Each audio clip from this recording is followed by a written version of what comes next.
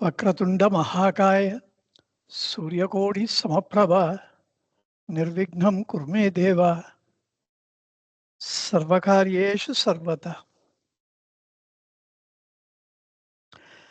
பலத்துளை குடத்துள் தீப பாய்கதிர்போல் யார் ஞானம் விழிமுதற் பொறிவாய் பாய்ந்து வெளி சரித்தறிந்தேன் என்ன விளங்கிடும் எவனை சார்ந்து விளங்கும் இவ்வவனியாவும் தவறுரு குருவாமந்த தட்சிணாமூர்த்தி போற்றி. உடல் உயிர் பொறிகள் புந்தி ஒன்று பாழகமாத்தேர்வர் மடந்தையர் பாலர் அந்த மடையரே மூடவாதி மடமையால் விளையும் அம்மா மயக்கமே மாய்க்கும் ஞான தடையரு குருவாமந்த தட்சிணாமூர்த்தி போற்றி.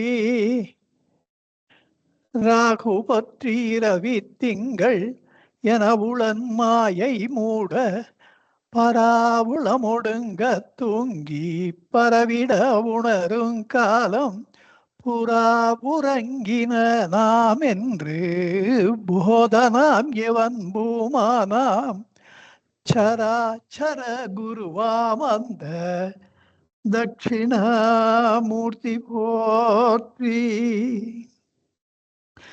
அறியாமை என்னும் அவ்வாவரணம் தன்னுள் வெறியாடு மேதினியை விக்ஷேப சக்தி உளத்து உண்மை தோன்றாது ஒருங்கிருண்டதாலே வெளித்தன்மை எவ்வனமோ மெய்யும் அதுவென்ன புலனாக காட்டலும் என் புந்தி மயக்குற்று நலனாகும் என்றதனை நாடலும் அந்நாட்டம் அவாவாய்ப் பரிணமித்து என் யாருயிர்க்கு ஞான்றும் தாவா அப்பிறப்பீனும் வித்தாய்ச் சலஞ்சை பிறவியாம் பொல்லா பெருமரத்தை தோற்ற மறவியான் மற்றும் அம்மரத்து ஒரு புள்ளாகி இருவினையால் சிந்தையழிந்து மருங்கு நோக்கி தெருமரலால் காய்கனியை தின்று தின்று வீணே மறித்து மறித்து இன்ப துன்பம் மாறாது துய்த்து வெறுத்து மனத்து ஒன்றும் விளங்கா நிலை கண் அவத்தமே நாயேன் அழிந்து படாவாற்றால் உவத்தல் உவர்த்தலர் உண்மை அருளாலே அருடை நகர் தன்னில் ஓர் அந்தணனாய் தோன்றி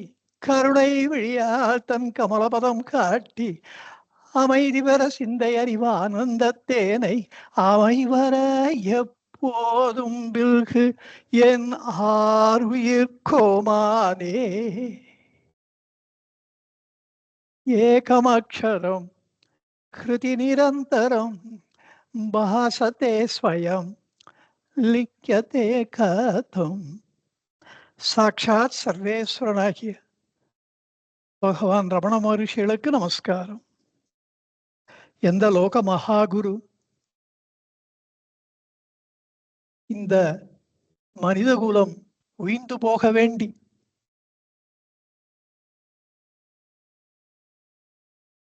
கருப்புழி விழுந்து இவர்கள் அறியாத வண்ணம் ஒரு சுருக்கு வழி காட்டினாரோ அந்த லோக மகாகுருவா ஸ்ரீ பகவானுக்கு நமஸ்காரம். அவருக்கு எப்போதும் நமஸ்காரம். அவருடைய பாதார விந்தங்களிலே என்னுடைய ஹிருதயார விந்தத்தை என்றைக்கும் என்றென்றைக்கும் சமர்ப்பிக்கிறேன். உங்கள் அனைவரையும் இந்த உள்ளது 40 சான்றிதழ் படிப்பின் கீழ் 29வது வகுப்பிற்கு அன்போடு வரவேற்கிறேன். சென்ற வகுப்பு 29வது வகுப்பு என்று பை ஓவர்சைட் சொல்லிட்டேன். இன்றைய வகுப்பு தான் 29வது வகுப்பு. இதுவரையில் 28 வகுப்புகளிலே 24 பாடல்களை நாம் பார்த்திருக்கிறோம். இன்றைக்கு 25, 26வது பாடல்களை நாம் முழுவதுமாக பார்க்க பகவானுடைய கருணையை வேண்டுகிறேன். சென்ற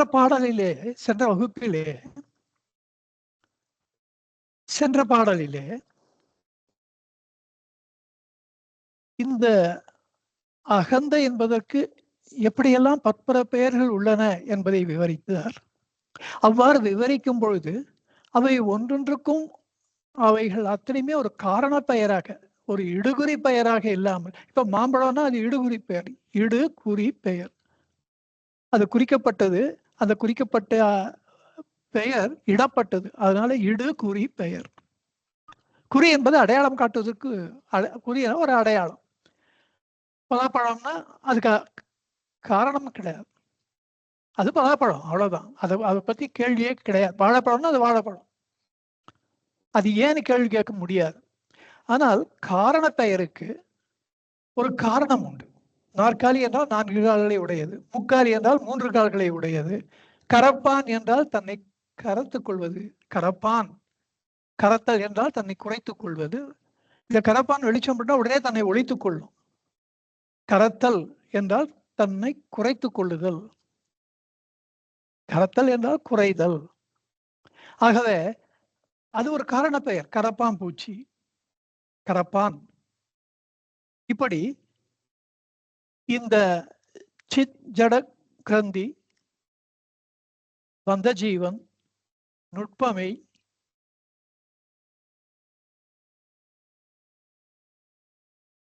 அகந்தை, இச்சம்சாரம், மனம், இப்படி ஒவ்வொரு பெயருக்கும் அதற்கு பின்னால் இருக்கின்ற அந்த காரணத்தை நாம் பார்த்தோம். இப்படியெல்லாம் இவ்வளவு விவரமாக அவர் இதற்கென்றே ஒரு தனி வெண்பாவை தனிப்பட ஒதுக்கி இந்த அளவு அது எது என்பதை முதல் 2 வரிகளிலே சொல்லி,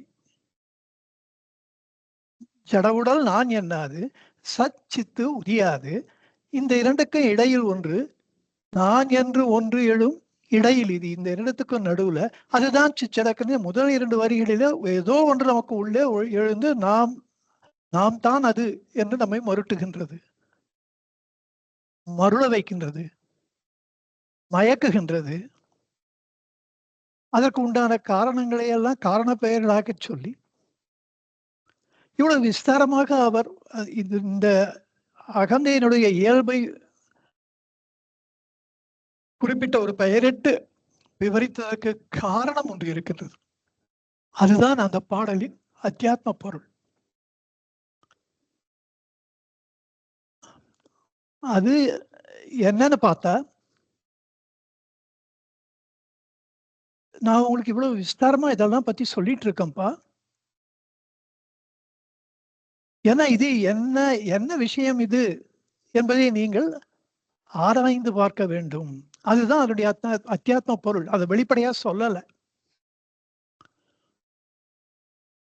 எனக்கு ப்ரொஃபசர் கே சுவாமிநாதன் இந்த முருகனாரை பத்தி எல்லாம் நிறைய சொல்லிட்டே இருப்பார். நாங்க முதல்ல பார்க்கும் போதெல்லாம் 1985 91 வரைக்கும், அதுக்கப்புறம் அவரை பார்க்கறது உண்டு. அவர் காலமான வரையில நான் பார்த்துட்டு இருந்தேன். ஆனா அப்பெல்லாம் மூப்பின் காரணமாக ரொம்ப அவரை துன்புறுத்தக்கூடாதுன்னு ஒரு 5 நிமிஷம் போய் ஒரு அட்டெண்டன்ஸ்னு கொடுத்துட்டு வந்துடுறது. அதுக்கு முன்னாடி 1 மணி நேரம், 1/2 மணி நேரம், 1 மணி நேரம் எல்லாம் சகஜமா பேசின்னு உட்காந்துருப்பேன். அப்போ ஒரு முருகனாரை பத்தி தான் நிறைய சொல்வார் என்கிட்ட. அப்போ எனக்கு அது காதுலயே ஏறல. நான் கூட நினைச்சுப்பேன், ஏதோ ஒரு மகானுபாவர், அவர் எதிர உட்காந்துருக்கிறதே பெரிய விஷயம். அவர் இதை சொல்லாதீங்க, அதை சொல்லுங்க, அப்படி இல்லாம சொல்றதுக்கு நமக்கு என்ன தகுதி இருக்கு, அவர் சொல்றதை கேட்டுக்கலாம் அப்படின்னு. அப்படிதான் முருகனாரை பத்தி நிறைய விஷயங்கள் நான் கேட்டேன். ஆனா அது இதயத்துல போயிருக்கேன், அறிவுக்கு போல. ஏன்னா நான் அதை சீரியஸாவே எடுத்துக்கல. முருகனாரை பத்தி எனக்கு ஒன்றும் தெரியவும் தெரியாது. யார் முருகனார்னு கூட அவர் எக்ஸ்பிளைன் பண்ண, முருகனாருடைய பெருமைகளை மட்டும் சொல்லிட்டே போனேன் எப்ப பார்த்தாலும். அப்புறம்தான் தெரிஞ்சுது அவருடைய உள்ள கிடக்கை என்னன்னா, நான் முருகனார் மீது இன்ட்ரெஸ்ட் எடுத்துக்கணும், அதுல அவருடைய பாடல்கள்லாம் ஆழமா ஆராய்ந்து பார்க்கணும். அது எப்ப தெரிஞ்சு, கனகம்மாவை பார்த்த பிறகு அது இல்ல, அதுக்கு முன்னாடி தெரிஞ்சது. 1993 டிசம்பர் மாதம், அந்த வருஷம்தான் 93வது வருஷம். நான் அவர் சொல்லி அவர் முருகனார் அவரை பாசத்தெல்லாம் நிறுத்தி நான் 2 வருஷம் பொறுத்து நான் தோணித்து.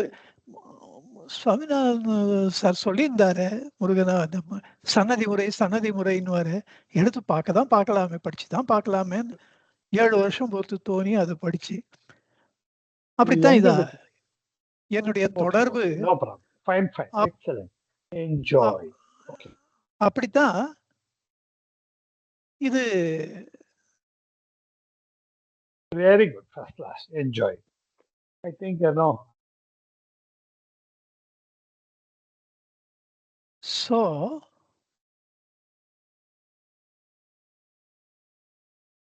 அதனுடைய உள்ளர்த்தம் என்ன? அப்போ முருகனாரை பத்தி படிச்சு பாருப்பா, தெரிஞ்சுக்கப்பா. அது எனக்கு புரியாமையே அவரோட பழகின்றது. அப்படி இந்த சென்ற பாடல்ல இவர் அகந்தையை பத்தி, இந்த மனதை பற்றி இவ்வளவு விஸ்தாரமா நம்மளுக்கு விளக்குவதற்கு காரணம், அதை நீ ஆராய்ந்து பார்க்க வேண்டும். அப்ப நம்ம ஏன் ஆராய்ந்து பார்க்கணும்? அடுத்த கேள்வி. அதற்கு ஒரே காரணம், நமக்கு உள்ளே நமக்கு அல்லாத ஒன்று, ஏதோ ஒன்று இல்லாத அகந்தை எழுந்து இருப்பதைப் போல மறுட்டி நம்மை ஏமாற்றிக் கொண்டிருக்கிறது என்றால், அதை ஆராயாத வரையிலே, அதை பத்தி யோசனையே பண்ணாமல் இருந்தால், எதுவரையில் நாம் அதை பற்றி சிந்திக்காமல் இருக்கின்றோமோ அதுவரையிலே தொடர்ந்து இந்த அகந்தை மனம் நமக்கு இந்த சம்சார பந்தம் என்ற வலையை விரித்து கொண்டே இருக்கும். அந்த வலை விரிந்து கொண்டே போகுமே தவிர அந்த வலையை அறுப்பதற்கு மனம் வராது, தோணாது. அப்போ அப்புறம் எல்லாம் ஆயுசே முடிஞ்ச அப்புறம் தோணும். மரண காலத்துல அதை பண்ணியிருக்கலாம், இதை பண்ணியிருக்கலாம், அப்ப இது பண்ணாம விட்டுட்டோம், இந்த உடம்பு கொஞ்சம் சக்தி இருக்கும் போதே இந்த காரியத்தை பண்ணிருக்கலாம். அந்த வருத்தத்தை நாம் அடையக்கூடாது.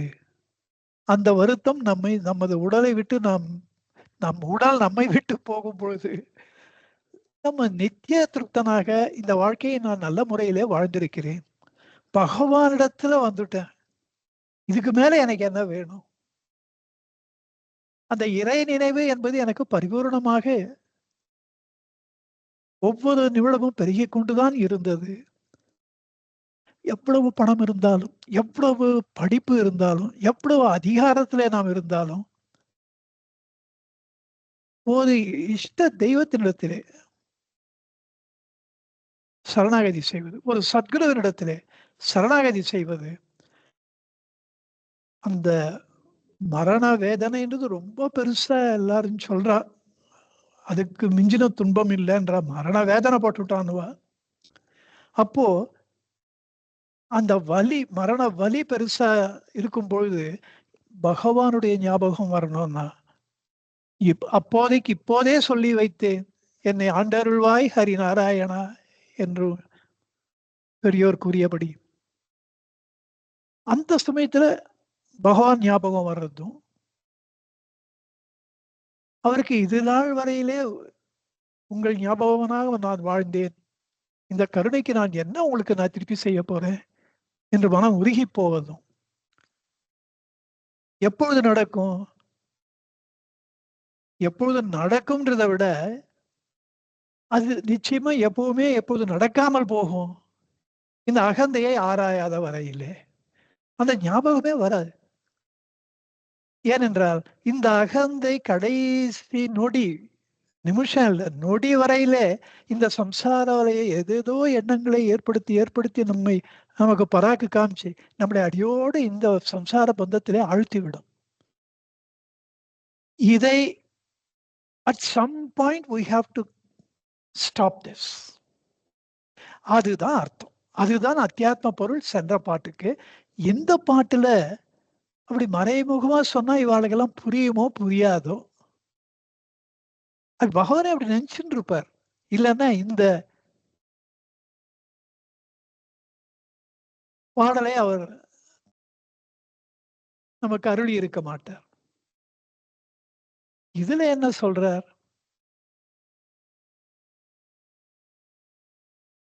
உருப்பற்றி உண்டாம்.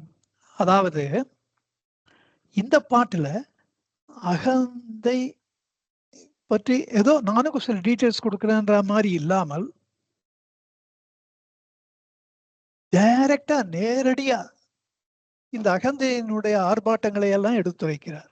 அதனுடைய இயல்புகளை, உண்மை இயல்பை டைரக்டா நேரடியா சொல்ற. இதுதான் அங்கே மறைமுகமாக சொன்னது, இங்கே நேரடியாக சொல்வது. இதுதான் இந்த 2 பாடல்களுக்கும் வித்தியாசம். மற்றபடி அகந்தையை பற்றித்தான் பேசுகிறார், மேலும் விரித்துரைக்கிறார். இது எப்படி உருவாகின்றது, எதனால் நிலை பெறுகின்றது, இதை அழிப்பது எப்படி, இப்படிப்பட்ட விவரங்களை எல்லாம் நமக்கு எடுத்துரைத்து, இந்த அகந்தையை அழிப்பது, நீக்குவது, துறப்பது நம்முடைய கடமையும் பொறுப்பும் என்பதை நமக்கு நினைவூட்டுகிறார். இதுல இந்த அகந்தை உற்பத்தி முதல்ல, இது அடுத்தது அகந்தை நிலை பெறுதல். இந்த ரெண்டுமே இதற்கு ஒரே ஒரு பற்றுக்கோடு உடல் தான்.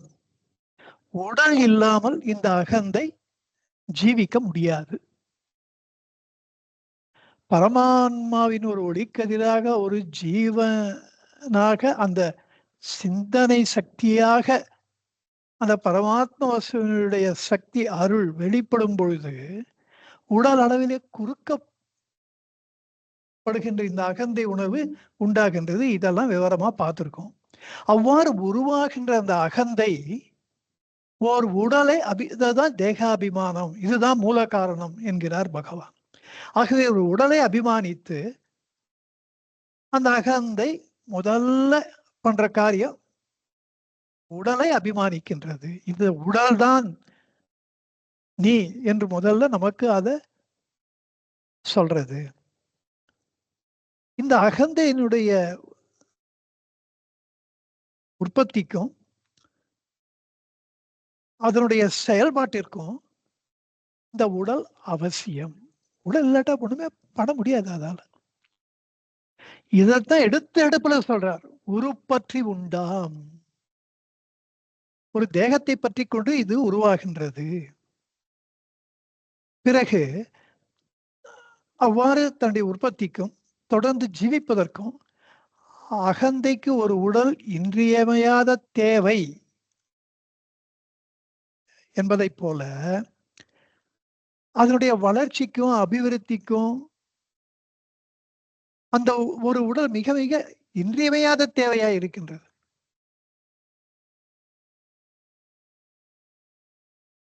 அதாவது ஒரு உடலை அபிமானித்தவுடன் இந்த சூக்ஷ்ம சரீரமாக இருக்கின்ற இந்த அகந்தை இது மனோமய கோஷம், விஞ்ஞானமய கோஷம். மனோமய கோஷத்துல மனமாகவும், விஞ்ஞானமய கோஷத்துல புத்தி தீட்சண்யமாகவும் புத்தியாகவும் இதே அகந்தை தான் செயல்படுறது, இதே மனம் தான் செயல்படுறது. இவ்வாறு செயல்படுவதற்கு அன்னமய கோஷத்துல இருக்கின்ற அந்த பஞ்ச கர்மேந்திரியங்கள், பஞ்ச ஞானேந்திரியங்கள் இவற்றையும் மனோமய கோஷத்தில் இருக்கின்ற அந்த கரணங்கள், மனம், புத்தி, சித்தம், அகங்காரம், இந்த அந்த கரணங்களையும் பிராணமய கோஷத்தில் இருக்கிற பிராணாதி பஞ்ச வாயுக்களையும் அதனுடைய செயல்பாடுகளாகிய தன்மாத்திரைகள், சுவை, ஒளி, ஊறு, ஓசை, நாற்றம், இப்படிப்பட்ட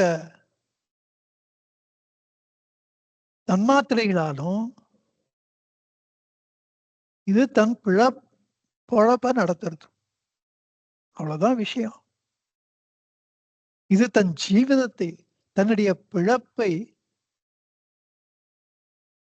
உறுதி செய்து கொள்கின்றது. இந்த உடலில் இருக்கின்ற அத்தனை அங்கங்களோடும் இது தன்னை சம்பந்தப்படுத்தி கொண்டு எல்லாவற்றையும் தன்னுடைய ஆளுகைக்கு கொண்டு வந்து இவற்றை முழு நேரமாக 24 மணி நேரமும் இதை இவை அத்தனையும் தனக்கு அடிமைகளாக வைத்துக் கொள்கின்றது. அப்பொழுது தான் ஜீவிப்பதற்காக சிறிது கூட இடைவெளி இல்லாமல் எண்ணங்களை உற்பத்தி செய்து கொண்டே இருந்து சதா இந்த ஜீவான்மாவின் கவனத்தை புறமுகப்படுத்தி கொண்டே இருக்கின்றது, உலக காட்சியை காண்பித்துக் கொண்டே இருக்கின்றது. இதுக்கு ஓய்வே இல்லாமல் இந்த காரியத்தை இது செய்து கொண்டிருக்கின்றது. அதனால தன்னை மேலும் மேலும் பலப்படுத்திக் கொள்கின்றது, வலுப்படுத்திக் கொள்கின்றது. This is called vaccine. உருப்பற்றி உண்டாம், உருப்பற்றி உண்டு மிக ஓங்கும் என்று இதைத்தான் அடுத்த வரியிலே சொல்லுகிறார். ஓங்கி வளர்கின்றது.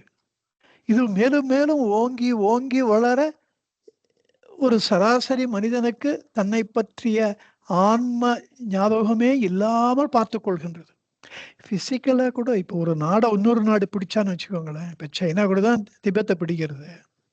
They would like to break their back. That is fine. First Tibetan language நீ படிக்கக்கூடாது. உன்னுடைய கலாச்சாரத்தை நீ முழுமையாக மறந்து விட வேண்டும். அதுக்கு என்னென்ன பண்ணணுமோ அத்தனையும் பண்ற. அப்படித்தான் இந்த அகந்தை ஒரு ஜீவான்மாவை முழுமையாக அந்த ஜீவான்மாவின் பழமையாக்கிய அந்த பழைய கலாச்சாரமாக்கிய பழைய இயல்பாக்கிய ஆன்ம இயல்பை தெரிய ஒட்டாமல் பார்த்துக் கொள்கின்றது. இப்படித்தான் இது அந்த உரு பற்றி மிக ஓங்கும். இந்த உண்மையைத்தான் இந்த வரியிலே சொல்லுகிறார். பிறகு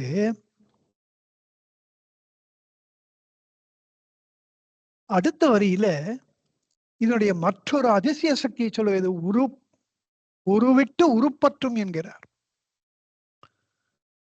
இந்த அகந்தை மனதிற்கு ஒரு அதிசய சக்தி இருக்கிறது. ஒரு உடலை போய் கெட்டியா பிடிச்சிருந்து நல்லா மேக்சிமம் ஆட்டி வைக்கும். அந்த உடல் ஆட்டி வைக்கிறதுனால குடிக்க வைக்கிறது, சிகரெட் பிடிக்க வைக்கிறது, தப்பான காரியங்களை பண்ண வைக்கிறது, இதனுடைய இந்த என்ன சொல்றது அருபகைவர்கள்னு வாழ உட்பகைவர்கள் காம மோக குரோத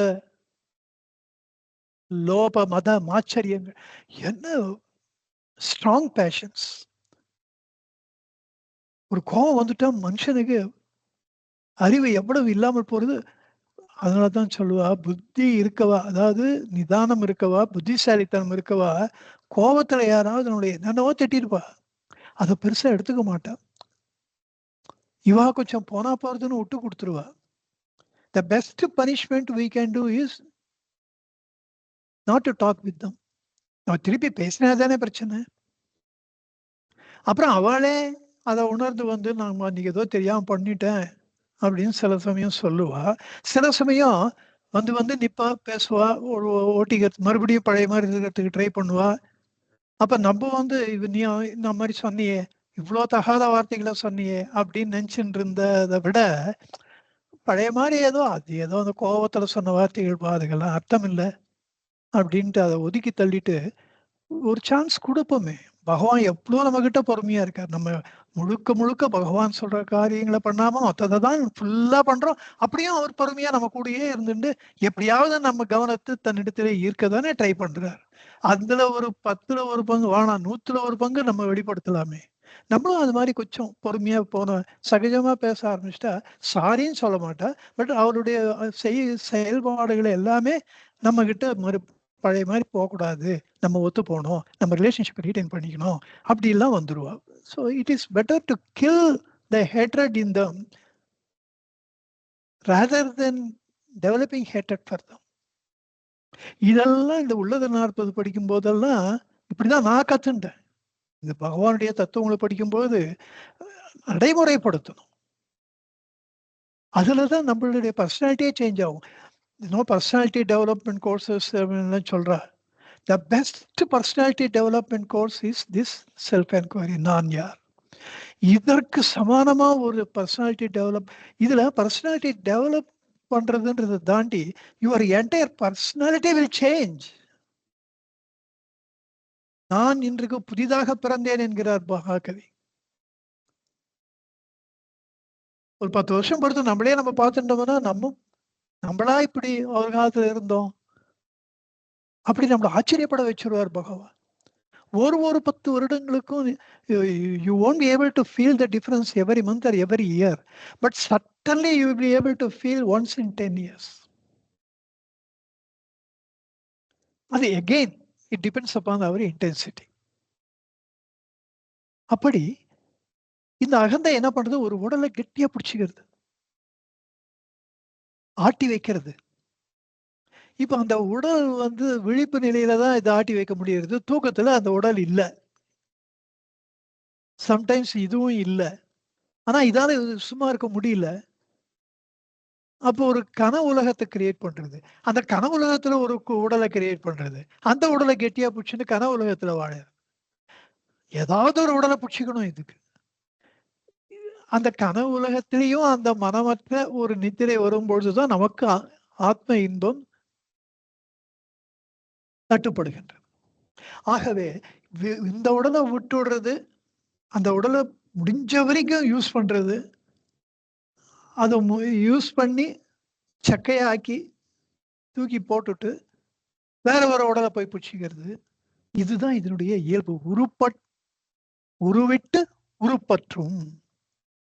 இது மரணத்துக்கு பின்பு இதுதான் பண்றது. தூக்கத்துல உடல் செயலிழந்து போறது ஒரு பக்கம். மரணத்தினாலே உடல் மரித்து போன பிறகு செயலிழந்து போய்விட்டால், இது இன்னொரு உடலை தேடி அலைகின்றது. அதுதான் நம்ம புராணங்கள்ல பித்ருலோகத்துல போய் இருக்கா. அவர்கள் ஒரு உடலை தனக்கு வரும் வரையிலே காத்திருக்கிறார்கள். அப்படி சில பேர் ரெஸ்ட்லெஸ்ஸா இருப்பாங்க. நேச்சரே ரெஸ்ட்லெஸ்ஸா இருக்கும். அப்படிப்பட்டவர்கள் இங்க வரா. அதுலதான் நீங்க கேரளா பக்கம்லாம் போனா இந்த மந்திர, தந்திர, யந்திர, மாந்திரீகம் எல்லாம் ரொம்ப அதிகம் அங்க. இப்ப I never believed in this பிசாசு, பேய் இதெல்லாம் நம்பிக்கை கிடையாது என்னைக்குமே. ஏன்னா நான் பார்த்ததே இல்ல. அத பத்தி நான் கவலைப்பட வேண்டிய அவசியமும் இல்ல. சென்ட்ரல் ஸ்டேஷன்ல இருந்தோ, ஏர்போர்ட்ல இருந்தோ வெளில வந்தா சூட்கேஸ் வச்சுன்னு ஒரு எந்த பேயும் நின்னுட்டு எனக்கோசரம் வெயிட் பண்ற மாரி எனக்கு தெரியல. ஆனால் இவர் உருவிட்டு உருப்பற்றும் அப்படின்ற வார்த்தை my entire thinking was changed. என்னடா பகவான் இப்படி சொல்லிட்டாரே, உருவிட்டு உருப்பற்றும்ன்றாரே. அப்ப இந்த மரண கால வரையிலே இந்த உடலிலே தங்கி இருந்த இந்த அகந்தை மனது உடல் மரித்து போன பின்பு வேறு உடலை தேடி அலைந்து அந்த தேடுகின்ற வரையில அது ஆவியாத்தானே இருக்கும். அப்போ பித்ருலோகத்தில் போய் சௌக்கியமா இருக்கிறதுக்கு இதுக்கு உண்டான ஃபோர்ஸிபிளா பண்ணி வச்சிருக்கார் பகவான். ஒரு வழி பண்ணியிருக்கார். அங்க போனா இதனுடைய பண்ண பாவங்களுக்கு உண்டான தண்டனைகளை யம தர்மராஜன் கொடுக்கிறார். புண்ணியங்களுக்கு உண்டான சுகத்தை சொர்க்கத்துல கொடுக்கிறார். எல்லாம் பண்ணி வச்சுட்டு அப்போ சில பேர் ரெஸ்ட்லெஸ்ஸா இருந்தா தே கம் ஹியர். அது கொஞ்சம் violations will be always there in any world. அது யம தர்மராஜன் எவ்வளவுதான் பவர்ஃபுல்லா இருந்தாலும் இவ ஃபுல் 100% கண்ட்ரோல்லாம் எங்கேயுமே முடியாது. நம்ம அப்படி நினைச்சிக்கலாம். சித்திரகுப்தன் கூட கணக்க ஒரு தப்பா எழுதிட்டார் என்ற வரலாறுகள்லாம் புராணங்கள்ல இருக்கு. 100% பண்றா, ட்ரை பண்றா. அந்த மாதிரியான ஆவிகள் இங்க சுத்துறதுன்னு ஒருவேளை இருக்கோ என்னமோ. இல்லைன்னா அவ்வளவு பெரிய சயின்ஸ் ஒரு மாந்திரிகம்ன்ற ஒரு இது கேரளால பண்றா, சூனியம் வைக்கிறா, நடக்கிறது. அது நானே பார்த்திருக்கேன். அவன் எனக்கு சூனியம் வச்சுட்டான்றான், இவன் அதுக்கு கவுண்டர் சூனியம் வைக்கணும்னு இவன் பண்றான். அதனாலதான் நான் இந்த கஷ்டம் எனக்கு வந்ததுன்றான். அவகிட்ட போய் அதெல்லாம் பண்ணி பண்ணி நிவர்த்தி பண்ணா is coming up. You cannot explain why he got that problem, how that problem went out also. அவனை விட்டு நீங்க எதுக்கும் அவன் நம்புறான். இந்த மாந்திரிகத்தை அவர்கிட்ட போய் அதுக்கு கவுண்டர் பண்ணதுனால தான் அந்த இது பண்ணதுனால தான் இது போச்சுன்னு அவன் நம்புறான். அது போறது. ஸோ இத்தனையும்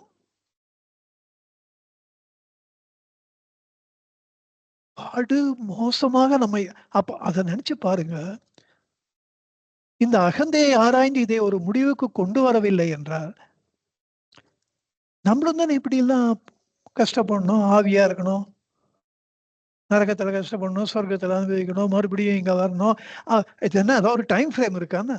நீ ஒரு உடலை விட்டு இறந்து 6 மாசம் ஆயிடுத்து, 1 வருஷம் ஆயிடுத்து, அதுக்குள்ள உனக்கு கண்டிப்பா இன்னொரு உடலை கிடைச்சே தீரணும். இதெல்லாம் பட்ட பாக்கியம் மாதிரிதான். இதுக்கெல்லாம் ஒரு டெஃபினட் டைம் ஃப்ரேம் கிடையாது. கேட்டா அதையும் விதியிடுவா. சில சமயம் 15 நாள்ல கிடைக்கும், சில சமயம் வருஷ கணக்குல வேற ஒரு உடல் கிடைக்காமையும் இருக்கும். Nothing is defined, nothing is definite. இந்த உலக வாழ்க்கைன்னு வந்துட்டா எதுவுமே அஷ்யூர்டா ஒண்ணுமே நடக்கிறது இல்லை. ஒரு பெரிய சீஃப் மினிஸ்டர் இருப்பாரு, ஹை கமாண்டை எவரை பார்த்தா பயப்படுவா. ஒரு ஸ்டேட்ல இருப்பாரு, திடீர்னு ஒரு மலையில போய் இடிப்பாரு, போயிடும். whole life will collapse in a second. இது நிரந்தரம் இல்லாத ஒரு வாழ்க்கை. நம்ம தானே ஜாகிரதையா இருக்கணும். அதை தான் சொல்றார் பகவான். இந்த இப்படிப்பட்ட இந்த ஒரு அகந்தையை கடந்து இந்த பிறவி பெருங்கடல் நீந்துவர் நீந்தார் என்றாரே, இறைவனடி சேராதார். பரம சத்தியமான வார்த்தை அது. வள்ளுவருக்கு மிஞ்சின ஞானி இல்லை. அப்படி இந்த பிறவி பெருங்கடலை தாண்டுவது என்பது அவ்வளவு சுலபம் இல்லை.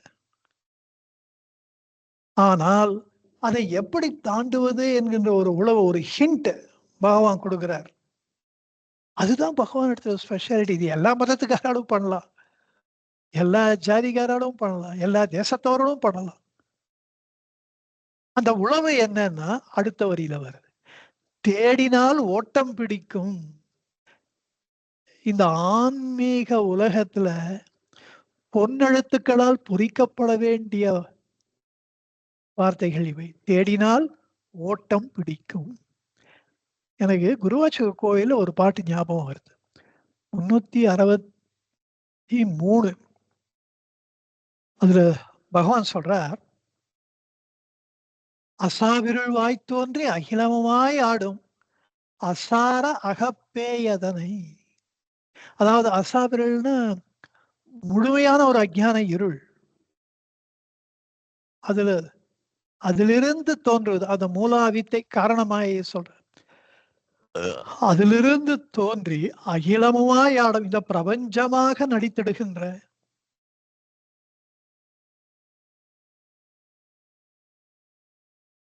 நடித்திடுவையால் உன் பேர் தான் இதயம் என்னிடவர்த்தாம் என்று ஆன்மாவுக்கு சொல்றார் பகவான்.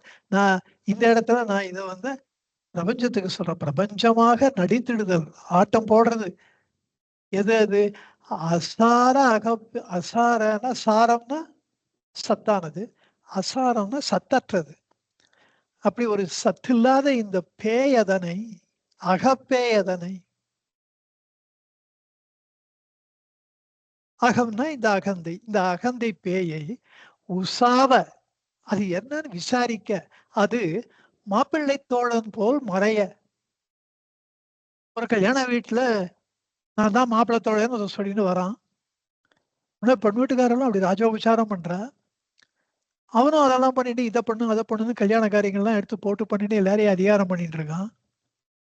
அப்புறம் பிள்ளை வீட்டுக்காராலையும் பண்றான்.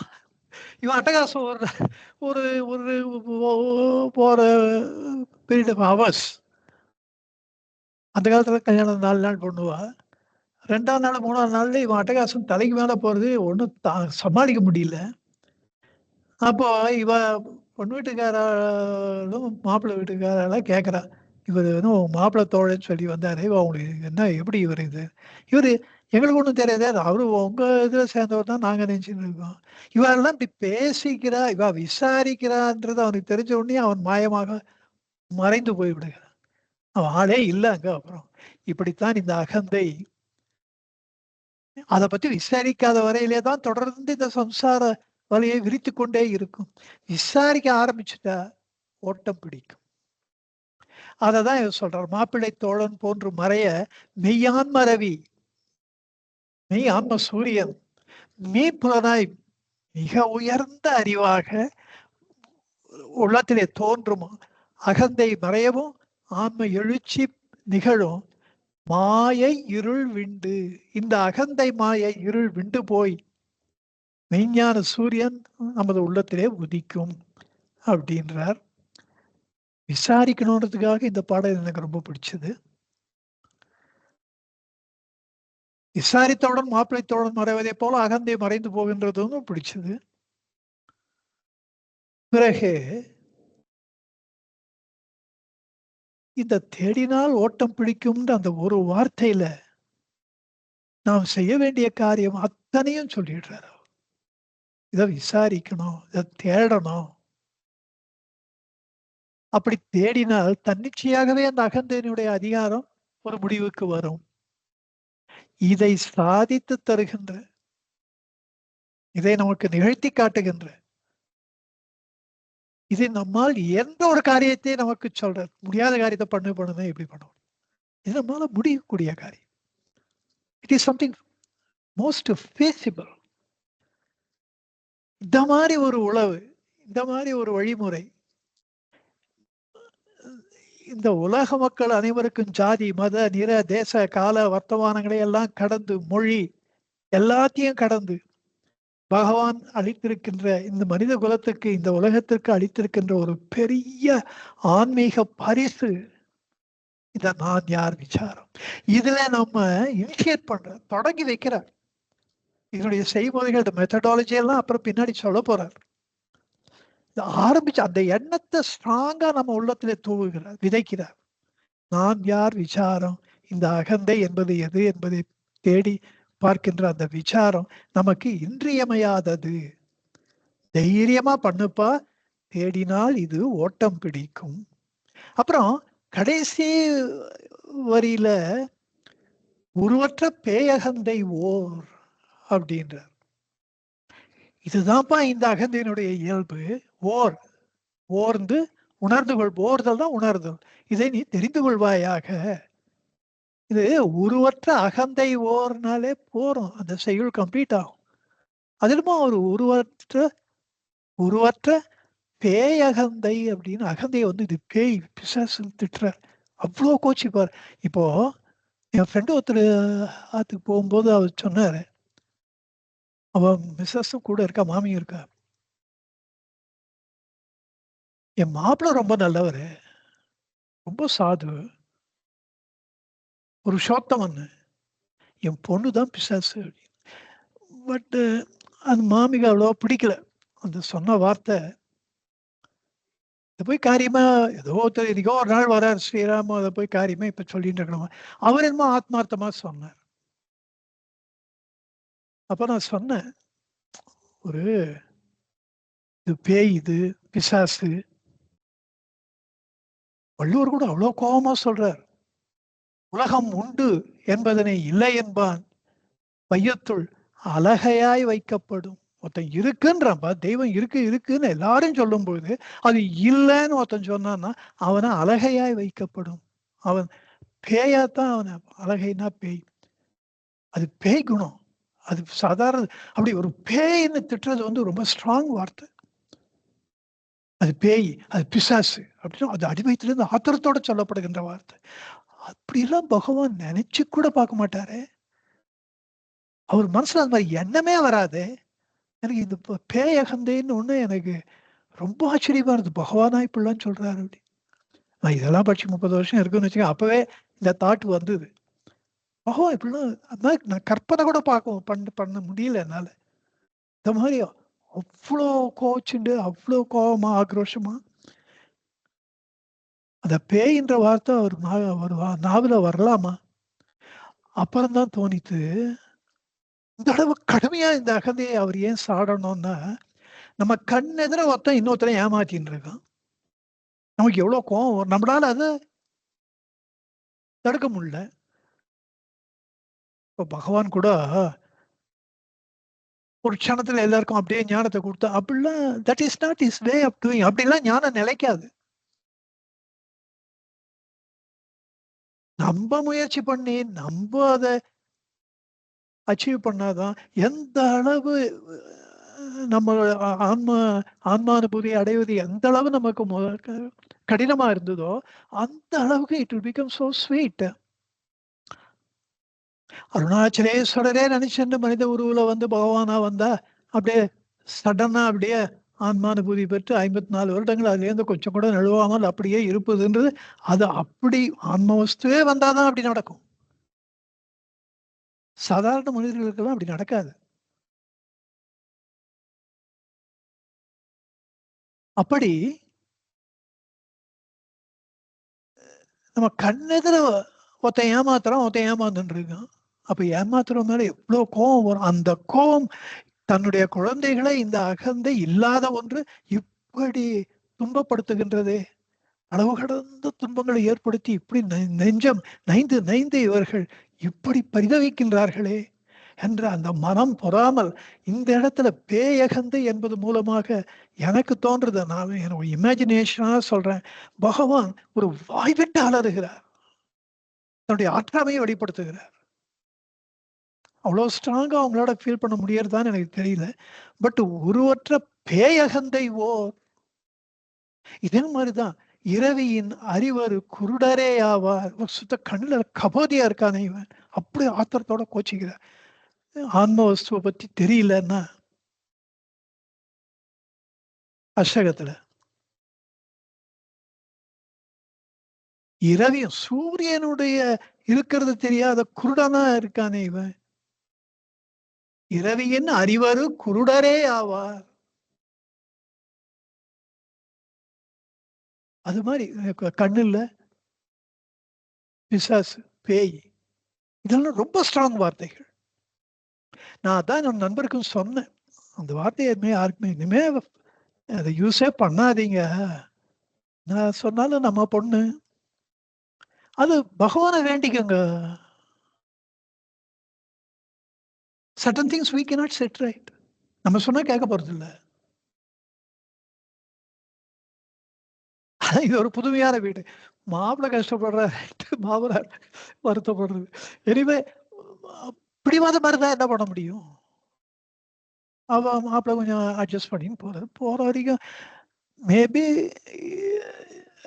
Ultimate victory may belong to you that son in law. Hats off to his patience. அந்த பொறுமையை மொத்தத்திலுமே அதுக்குதான் இந்த உலகமே ஏற்பட்டிருக்கு.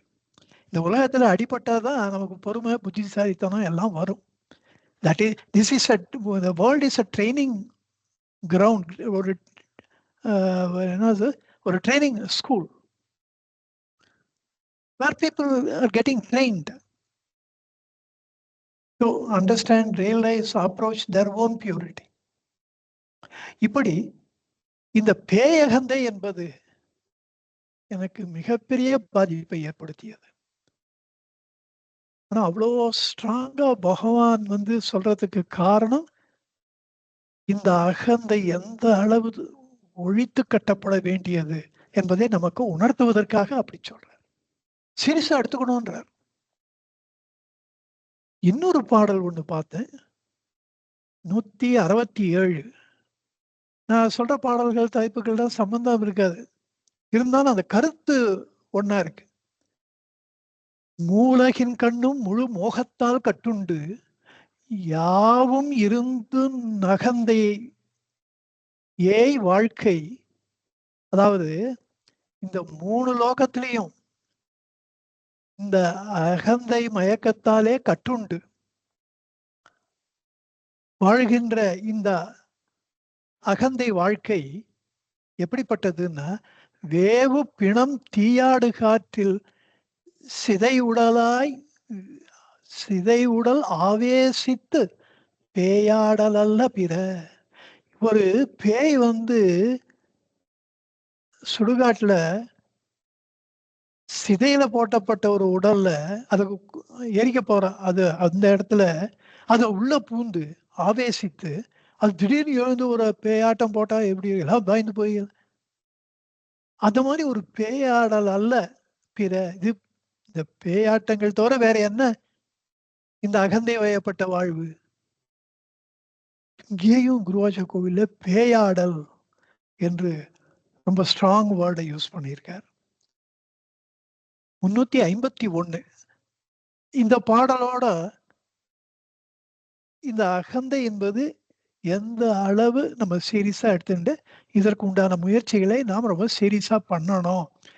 ரொம்ப ஒண்ணும் இல்லை, தேடினால் ஓட்டம் பிடிக்கும். அதை அப்பப்ப ஞாபகப்படுத்திகிட்டே இருந்தா எண்ணங்கள் குறையும். தொல்லை அகங்கார தோன்றற்கு இந்த தொல்லைனா மிக பழமையான, இது காரணமாயே மிக பழமையானது தானே. அப்ப ஆன்மா எவ்வளவு நாள் இருக்கோ அப்போலேருந்து காரணமாயும் தானே இருக்கு சக்தியா. அந்த பழமையான, அதாவது தொல்லை இரும்பிறவின்ற அது மாதிரி பழமையான இந்த அகங்காரம் தோன்றற்கு உதிப்பதற்கு பேருங்கால், அதாவது ஆராய்ந்து பார்க்கின், அத பார்த்தா சொல்லளவல்லால் பொருள் உண்டோ.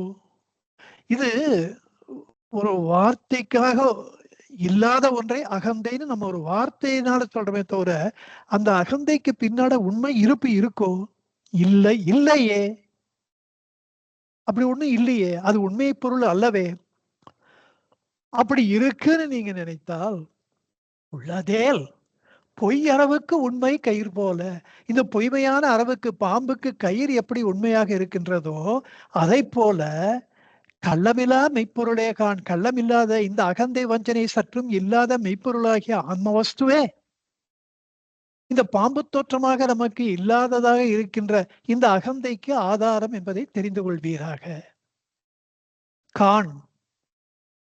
இப்படி இந்த அகந்தைக்கு இருப்பதைப் போல தன்னை காட்டி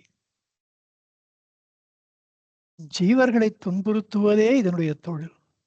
ஆகவே அறிவுடைமை என்பது இல்லாத அகந்ததை இல்லாததாக்கி அதை விலக்கி விடுதல் மிக மிக அவசியம் என்பது இந்த பாடலிலே வற்புறுத்தப்படுகின்றது, அறிவுறுத்தப்படுகின்றது. அதனால்தான் தேடினால் ஓட்டம் பிடிக்கும் என்ற ஒரு உளவை கொடுத்து நீங்க தைரியமா பண்ணுங்க, இப்படித்தான் நீங்க உங்களுடைய ஆராய்ச்சியை ஆரம்பிக்கணும் அப்படின்னு சொல்றார். இனி அடுத்த பாடலிலே நான் நினைச்சேன் இதோட போதுமே, சும்மா எக்ஸாம்பிள் கொடுத்துட்டே போறதுல அர்த்தம் இல்லையே நினைச்சேன். இருந்தாலும் 362 ஒரு பாடல் அந்த மாதிரி ஒண்ணு இருக்கு, அதையும் சொல்லிடலாம்.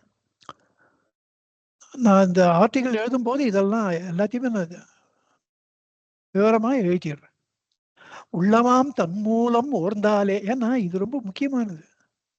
உள்ளமாகிய தன் மூலத்தானத்தை ஓர்ந்தாலே மனம் அகமுகப்பட்டால்தான் நான் என்னும் பொய் கள்ள முதல் சாயக்கடவதாம். இந்த தன் முதலை தான் முதல் போய் என்றாரே 8வது பாட்டுல, அததான் இங்க சொல்ற. நான் என்னும் பொய் கள்ள முதல். இந்த அகந்து தன் முதலை, தன் ஆன்மாவாகிய தன் முதலை தான் முதல் போய் இது நாள் வரையிலே இதனுடைய முதல் என்று நினைத்து கொண்டிருந்த அகந்தை. அதுதான் இந்த பொய் கள்ள முதல். இது நாள் வரையிலே இந்த கள்ள அகந்தை தான் முதல்னு நினைச்சோம். அது சாயக்கடவதாம், அது அழிய கடவதாம். கள்ளமாம் அம்முதல் சாய்ந்தாலே, கள்ளமாம் வஞ்சனையே உருவாக இருக்கின்ற அந்த கள்ள முதல் சாய்ந்தால் அழிந்தாலே அபரோக்ஷ ஆன்மாவாய், அபரோக்ஷ ஆன்ம மெய்முதல் உண்மையான முதல் முழு முதற் பொருள் ஈற்றெழும்பு மேல் அப்படியே நம் உள்ளத்தை ஆபிர்பித்து வெளியே வருமே. அதற்கு காரணம் என்ன? அகந்தையை ஆராய வேண்டும். அகந்தையை எப்படி ஆராய்வது? புறமுகப்படுகின்ற எண்ணங்களை தடுத்து அகமுகப்படுத்துதல்.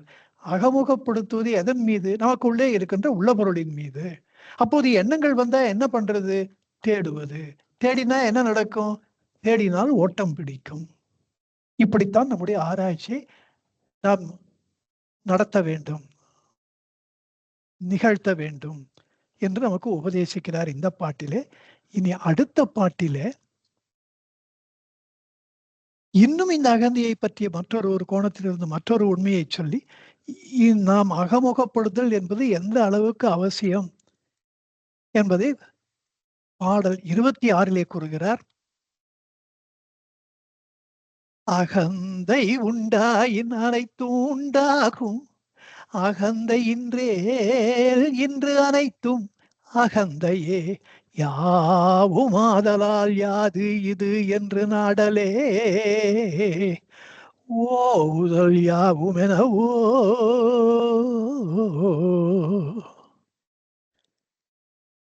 இதுல நாடலே என்பது ஆராய்ந்து பார்த்தல் என்று அர்த்தம். இங்க நாடுதல் இது 2-3 இடத்துல நான் பார்த்திருக்கோம். இன்னொன்று ஓவுதல், விலக்குதல், நீக்குதல். இந்த 2 வார்த்தைகள் ரொம்ப முக்கியமான வார்த்தைகள் இந்த பாட்டுல. ஆரம்பமே அகந்தை உண்டாயின் அனைத்தும் உண்டாகும், அகந்தை இன்று அனைத்தும்.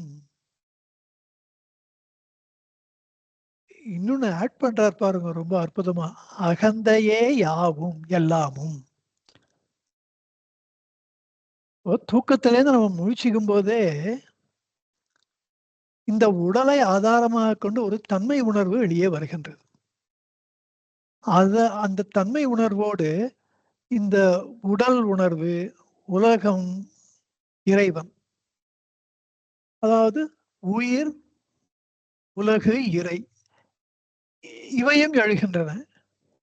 இந்த அகந்தை எழுச்சியே ஒருவன் உலக விவகாரங்களில் செயல்பட மூல காரணமாய் இருக்கின்றது. இந்த அகந்தையினால் தான் பாவ புண்ணியங்கள் தோன்றுகின்றன. அந்த பாவ புண்ணியங்கள் உண்டாவதனாலே மறுபிறப்பு மீண்டும் பிறந்து பிறந்து இதுவும் இந்த அகந்தைய காரணம்.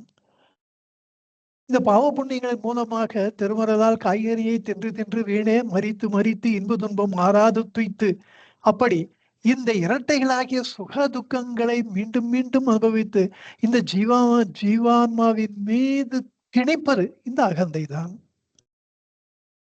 இந்த ஜீவான்மாவுக்கும் அகந்தைக்கும் வித்தியாசமே தெரியாமல் பார்த்துக் கொள்வதும் இந்த அகந்தை தான். இந்த அகந்தையே பந்தத்தை உருவாக்குகின்றது. இந்த பந்தம் நீங்கும் பொழுது இந்த ஜீவான்மா முக்தி அடைகின்றது. இப்படி இந்த உலக வாழ்க்கை என்று வரும்பொழுது, இந்த பிறப்பு என்று வரும்பொழுது, இது அத்தனைக்கும் இந்த அகந்தையே காரணமாக இருக்கின்றது. அதனால சொன்னாரா, அகந்தை உண்டேல் அனைத்தும் உண்டாகும். இப்படி அனைத்துமாக இருக்கின்ற அகந்தை நித்திரையிலே சோர்ந்து செயலற்று ஒடுங்கி விடும் பொழுது, இந்த உடல், உலகம், இறைவன், உலக உரு, இறை, இவை சம்பந்தப்பட்ட விவகாரங்கள் எதுவுமே இல்லாமல் போகின்றது. அந்த மனமற்ற அந்த நித்திரையிலே ஆத்மானந்தம் ஒன்றுதான் அனுபவிக்கப்படுகின்றது. இந்த இன்பத்தை அனுபவித்தோம் என்கின்ற ஞாபகம் விழிப்பு நிலையிலே இருக்கின்றது. இது நினைவு கூறப்படுகின்ற இந்த ஆனந்தம். ஆகவே இந்த அகந்தை ஒடுங்குதலும் ஆன்மா எழுதலும் நித்திரையில நமக்கு தெரியறது. ஆனா கான்சியஸா தெரியல. அந்த விழிப்பு நிலையில வந்த அப்புறம் தான் அது தெரியுது. ஆஹா, மனம் இல்லாம போயிடுத்து, அப்ப உடலும் இல்லை, உலகமும் இல்லை, எதுவுமே இல்லை. அப்போ அதான் நல்லா ஆனந்தமா இருந்தது. இதெல்லாம் இப்போ விழிப்பு நிலையிலும் நீங்க அந்த ஆனந்தத்தை அனுபவிக்க வேண்டும். உறக்கத்திலே அனுபவிக்கப்படுகின்ற அந்த சுகத்தை, ஆத்மானந்தத்தை விழிப்பு நிலையிலும் அனுபவிக்க முடியுமா என்றால் முடியும்.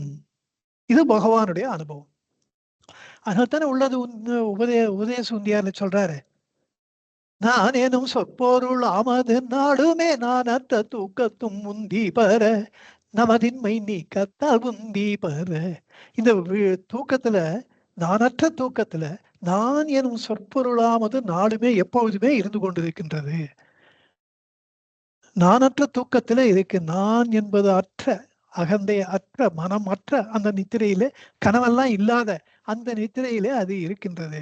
விழிப்பு நிலையில நமதின்மை நீக்கத்தால், நமது இன்மை என்பது நாம் இந்த அகந்தை இல்லை, இல்லாத அகந்தையை இல்லாததாக ஆக்குவதுதான் நமதின்மை. நமதின்மை நீக்கத்தால் அவ்வாறு நாம் இல்லாத நீக்கி விடுவதினாலே, நம்மிடமிருந்து அகற்றி விடுவதினாலே விழிப்பு நிலையிலும் இது அனுபவிக்கப்படுகின்றது. பகவானே மானுமெண்டல் எக்ஸாம்பிள். கண்ணெதிர அப்படிப்பட்ட ஒரு ஆத்ம இன்பத்தை விழிப்பு நிலையிலே நம் முன்னாடியே இருந்ததை இருந்தபடி இருந்து காண்பித்து மௌனகுருன்னு பெயர் எடுத்தார் இல்லையா? தட்சிணாமூர்த்தி சுவாமிகள் புராணம் தான்.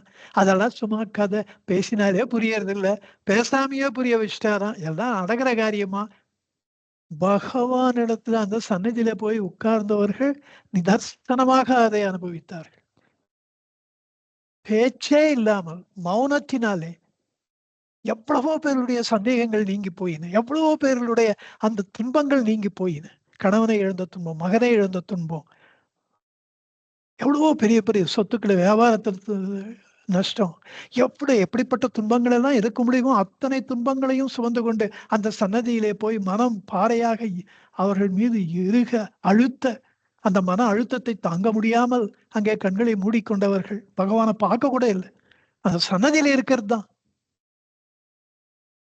அந்த ஒரு 10 நிமிஷத்துல 15 நிமிஷத்துல அந்த மனம் லேசாகி அந்த ஆன்ம வானிலே தாங்கள் சிறகடைத்து பிறப்பதை, அந்த ஆத்ம இன்பத்தை அனுபவிப்பதை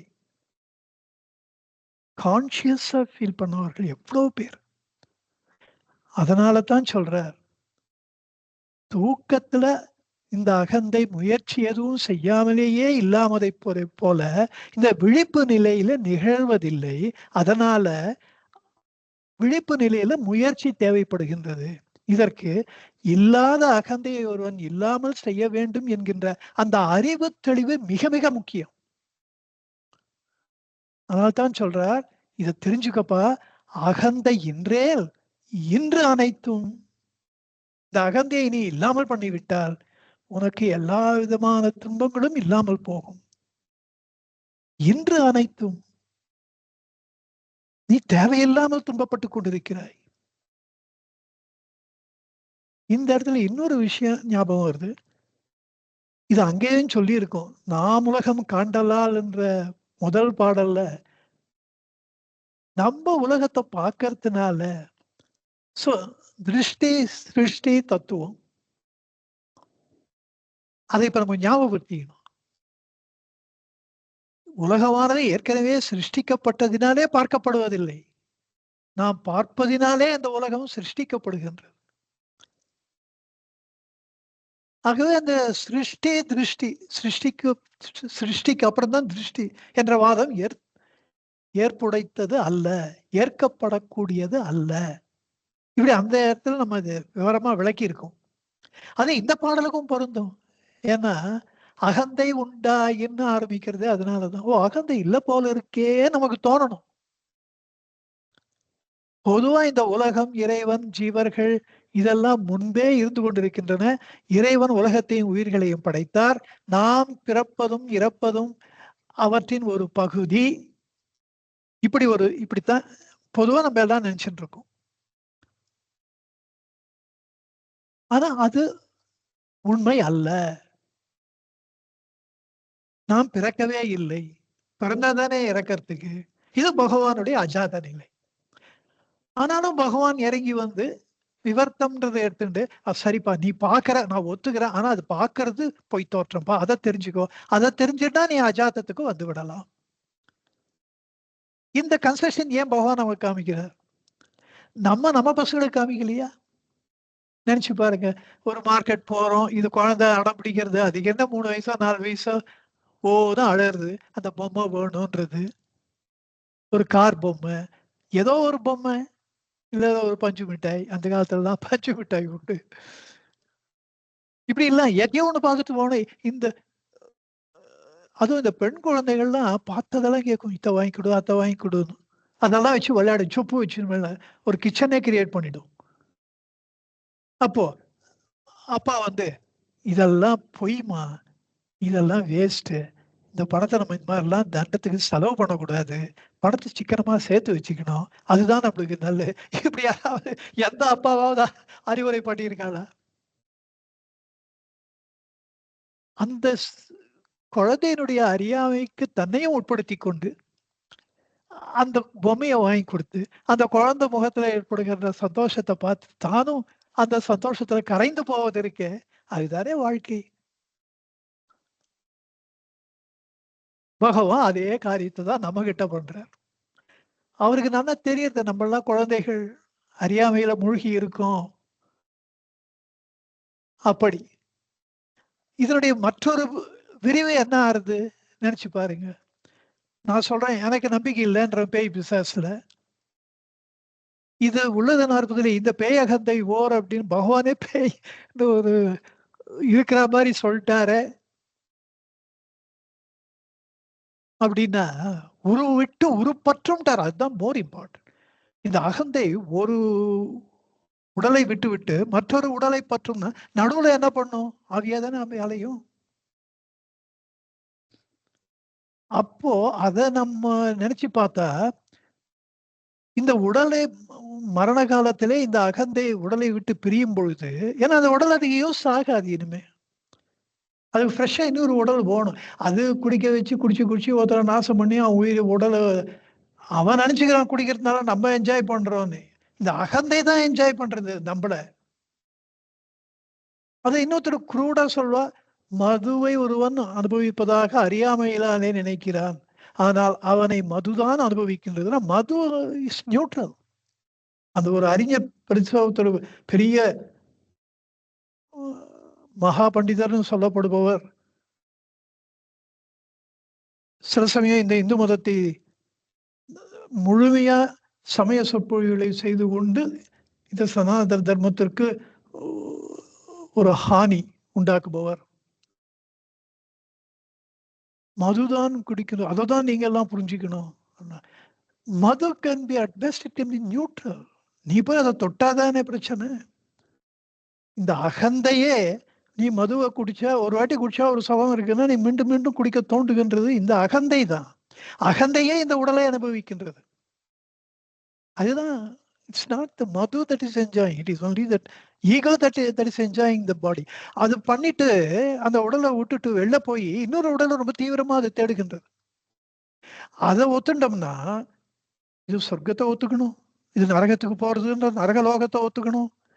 அப்போ பாட்டு கேட்டு இதுல மியூசிக்ல பிரமாதமா இருந்தா கந்தர்வர்கள் லோகம் ஒண்ணு இருக்குன்னு ஒத்துக்கணும். அந்த லோகத்துக்குன்னு அவ போவா.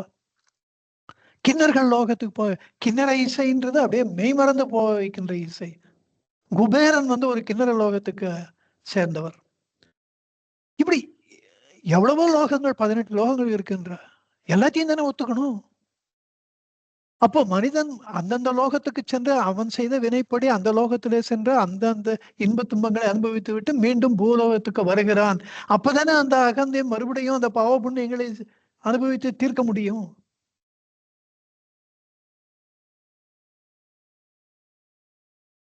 ஆனால் பரமார்த்த உண்மை என்பது எப்படி இருக்கின்றது? எதுவுமே ஆவதும் இல்லை, ஆக்கமும் இல்லை, எதுவும் அழிவதும் இல்லை என்கின்ற அந்த அஜாதம் தான் உண்மையா, பரமாத்ம உண்மையாக இருக்கின்றது. இந்த பரமாத்ம உண்மைதான் சத்தியம் என்று பகவான் தெள்ள தெளிவாக கூறியிருக்கிறார் தன்னுடைய அனுபவம். முருகனாரே சொல்லிட்டாரு, நான் போய் பகவானை கேட்டேன், அவரவர் கேட்ப அநேக சித்தாந்தங்கள் குரு ரமண தோன்றல் சொன்னாலும் தன் நிஜானுபவமாக நிகழ்த்த யாம் கேட்டது அஜாத சித்தாந்தம் அறி. இவர் ஒரு மாபெரும் ஞானி, பகவான் ஒரு மாபெரும் ஞானி. இவர்கள் சொல்வதெல்லாம் தானே பரமசத்தியமாக இருக்க முடியும். அதனால இந்த ஆன்மா நிலையிலிருந்து நாம் இந்த அகந்தை நிலைக்கு நழுவுவதினாலேதான் இந்த அகந்தை என்பது கற்பனை செய்யப்பட்டு இது உண்மை போல உலக காட்சி தோற்ற வைத்து நம்மை மயக்குகின்றது. இந்த பொய் தோற்றம் தான் இவை அத்தனையும் என்பதை ஆதாரமாக கொண்டு எழுந்ததினால விவர்த்த சித்தாந்தம் என்று எழுந்தது. இது பகவானுக்கு நமக்கு உண்மையை கற்றுக் கொடுப்பதற்கு ஓரளவு உடன்பாடாக இருக்கின்றது. அவர் அப்படி உடன்படுவதற்கு காரணமும் அவர் நம் அறியாமைக்காக நம் மீது வைத்த ஒரு பெரும் கருணையினாலே அவர் செய்து கொள்கின்ற ஒரு சமரசம் தான் இது. நான் அந்த சமரசம் பண்ணிக்க மாட்டேன்னா நமக்கு இது ரொம்ப பெரிய நஷ்டமா இருந்திருக்கும். ஆகவே இவ்வளவு விஷயங்களையும் சுருக்கமாக சொல்ல விரும்புவார். அகந்தை இன்றேல், தெரிஞ்சுக்கோப்பா, அகந்தை இன்றேல் இன்று அனைத்தும். இவ்வளவு தாட்ஸ் உனக்கு என்னத்துக்கு தேவையில்லாம ஒரு முறை திங்க் பண்ணி பாரு. ஒரு முடிவை எடுத்துட்டா மறுபடியும் அதை பத்தி திங்க் பண்ண விட. சரி, சொர்க்கம் நரகம், அந்த உலகம் இந்த உலகம் கந்தர்வலோகம் கிண்ணறலோகம் எவ்வளவோ எல்லாம் இருக்கு, உலக தோற்றம் இது எல்லாம் இருக்கு.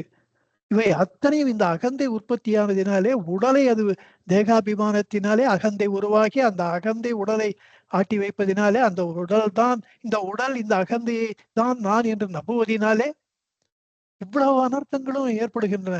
இத்தனையும் இந்த அகந்தை என்பதினாலே வந்தது. ஆகவே அகந்தை இன்றேல் இன்று அனைத்தும். இந்த அஜாத நிலையை சொன்னார்.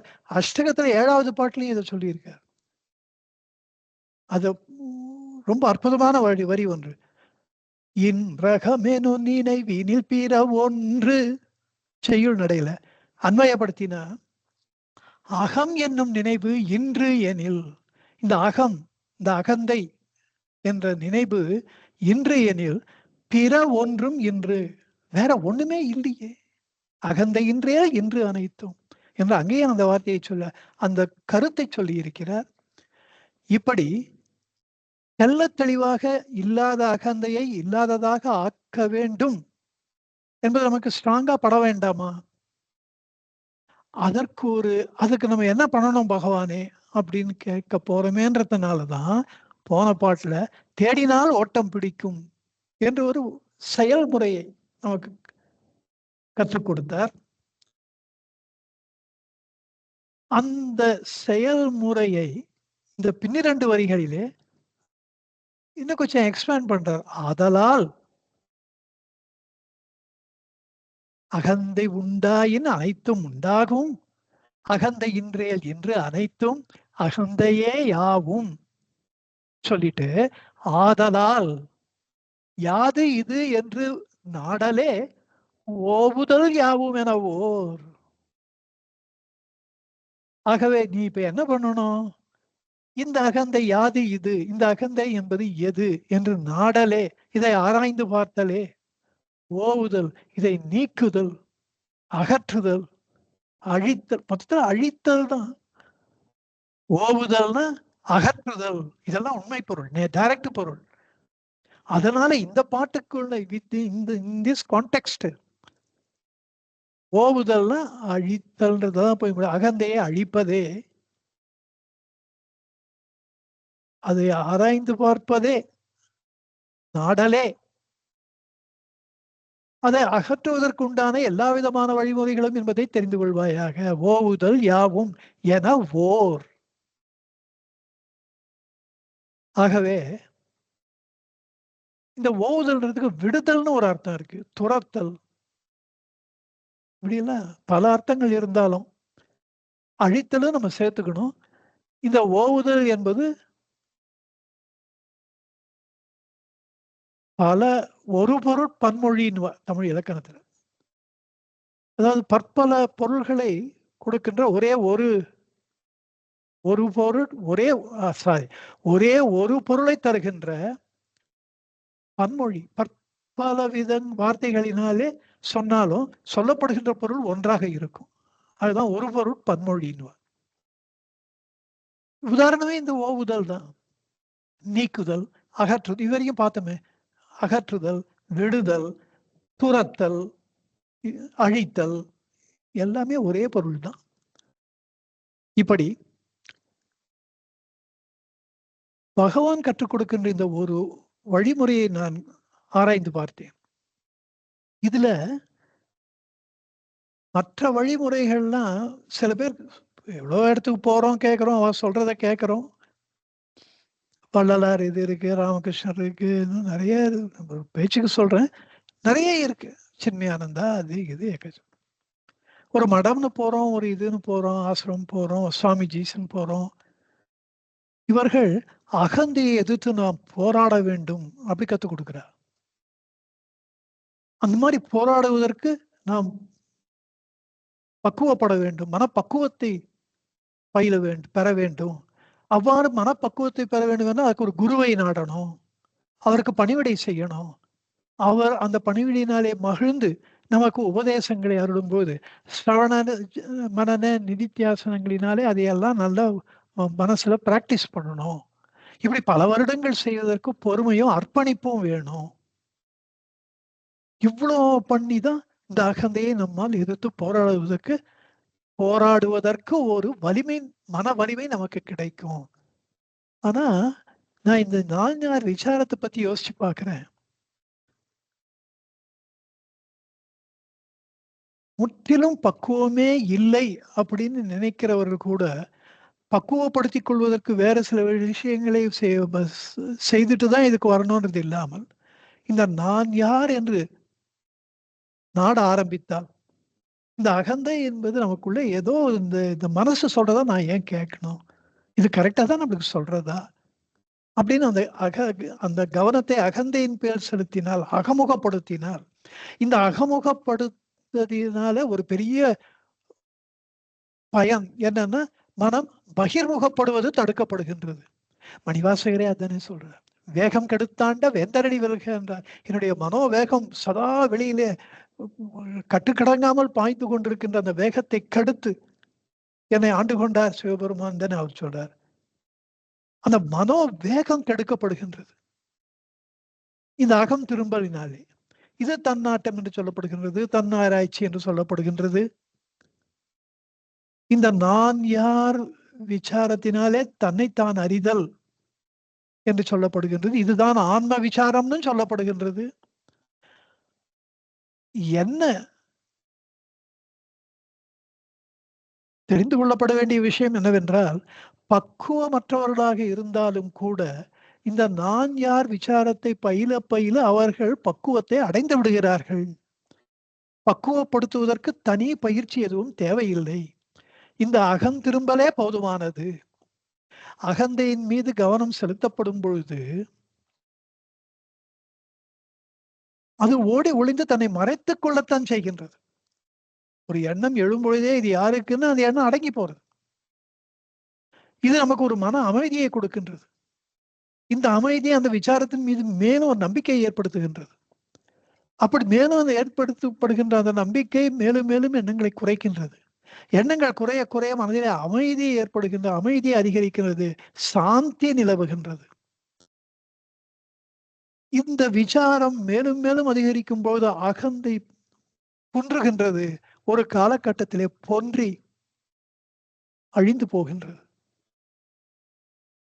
அப்போது ஏகதேசம் அந்த ஆன்மாவோடி நம் உள்ளத்திலே எழுகின்றது. இந்த விசாரத்துல ஒரு அதிசயம் நான் என்ன பார்த்தேன்னா, நமக்கு ஒரு டயர்ட்னஸே வர்றதில்லை. அகந்தி ஒன்றை எதிர்த்து போராடும் பொழுதுதான் நமக்கு களைப்பு ஏற்படுகின்றது. இது சும்மா இருத்தல், மனதை உள்முகப்படுத்தி அமைதியை தேடுதல். This is getting absorbed. அந்த நமக்கு மூலத்திலே இருக்கின்ற ஆன்ம வஸ்து முதல்ல maybe this starts getting absorbed, but ultimately gets absorbed. இதெல்லாம் ஒரு ஆன்மீக பயணத்தில் ஏற்படுகின்ற அனுபவங்கள். அப்படி கொஞ்சமா அந்த அமைதி நிலவ நிலவ அமைதியா இருக்கிறதுக்கு எப்படி டயர்ட் ஆயிடும். இப்படி சும்மா இருத்தல் என்பது அகந்தை அழிவுக்கு பின்பும் தொடர்கின்றது. சோம்பியாய் சும்மா சுகமுண்டு உறங்கிடில் சொல் வேறு என் கதி. என்ன கதி இருக்கு இதை தவிர? சும்மா இருப்பதை தவிர வேறு கதி என்ன இருக்குப்பா கேட்கிறார் பகவான் அக்ஷரவண மாலை. அப்படி ஆக்கமுமின்றி அழிவுமின்றி இருந்ததை இருந்தபடி இருந்து காட்டுதல் என்னும் ஆன்ம இயல்பு நம்முடைய இயல்பே என்பது கொச்சமா நமக்கு பிடிபடுகின்றது. இதுதான் ஆன்மாவிலே ஒன்று கலத்தல். இதுதான் சிவ சாயுஜ்யம் என்று சொல்லப்படுவது, ஆன்ம சாயுஜ்யம் என்று சொல்லப்படுவது, கைவல்யம் என்று சொல்லப்படுவது. வேறு வேறு வார்த்தைகள் சொன்னால் இதெல்லாம் ஒரு பொருட்பன்மொழி தான். இதனால உலகாதி விஷய சுகங்கள், அதிலே தேகாபிமானம், கடவுளை பற்றிய ஒரு மயக்க அறிவு, இந்த அஞ்ஞானம், மூல அவித்தை, இவை எல்லாம் இல்லாமல் போகின்றன, துறக்கப்படுகின்றன, நம்மை விட்டு அவைகளாகவே விலகி போகின்றன. இதை அத்தனையும் சுருங்க கூறி விளங்க வைப்பதிலே அதி சமர்த்தராக இருக்கப்பட்ட பகவான் கூறுகின்றார், யாது இது என்று நாடலே ஓவுதல் அகற்றுதல் அழித்தல் யாவும் என இத்தனை ஆழ்ந்த வேதாந்த கருத்துக்களை உள்ளடக்கிய இந்த திருப்பாடல் ஒரு தனிப்பெரும் சிறப்புடையது. இதனுடைய மகத்துவம் மிகவும் பெரியது. இதை ஒரு முறைக்கு 2 முறை நம்ம மனசுல சிந்தித்து பார்த்து ஒரு நான் யார் விசாரத்திலே அளவு கடந்த பற்றினை நாம் ஏற்படுத்தி கொள்ள வேண்டும்.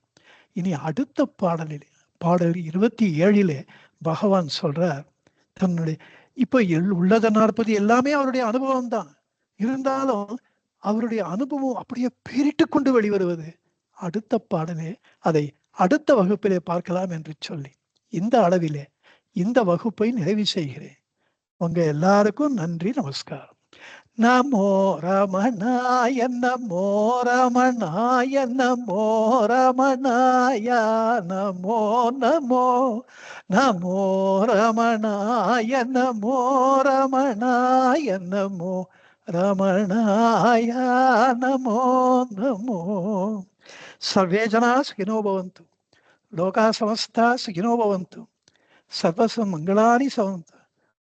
ஓம் சாந்தி சாந்தி சாந்தி. ஹரி ஓம் தத்சத், ஹரி ஓம் தத்சத், ஹரி ஓம் தத்சத்.